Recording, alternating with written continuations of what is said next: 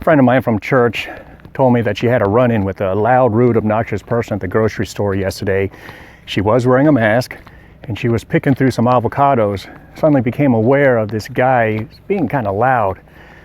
Suddenly realized that he was directing his attention at her and being all loud and rude and obnoxious and calling her names and all upset because she wasn't wearing any gloves.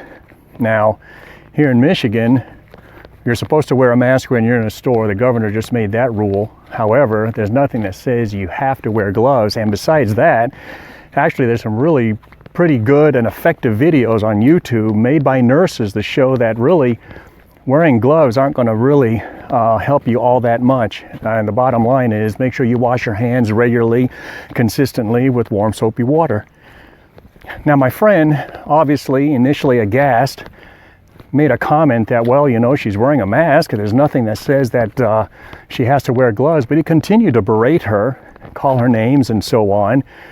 She tried to stand up for herself for a few more moments and then decided that it was just time to walk away. And folks, that is exactly the key. At some point, you're going to have to recognize that you can't fix stupid, and there's nothing you say or do that's going to help someone who's loud, rude, obnoxious, and obnoxious calm down, settle down, and simmer down.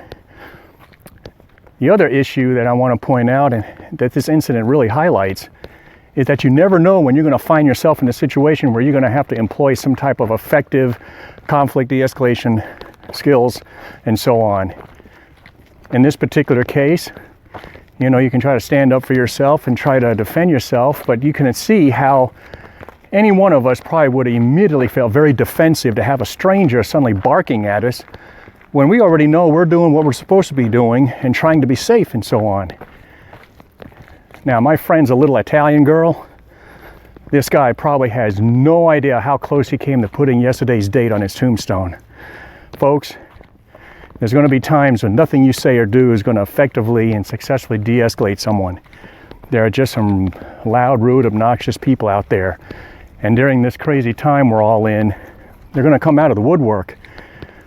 You just go with what you know.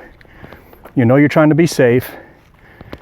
Don't let it bother you. Don't react and respond emotionally, because I know any one of us would immediately get our hackles up if someone stranger started barking at us in the store or anywhere. And this just goes to show and emphasizes again that effective and successful conflict de-escalation skills and knowledge isn't just something that you use at work. You can use this anywhere. Road ragers, at the grocery store. Take a deep breath, slow down. Is it really worth arguing with someone? Just walk away.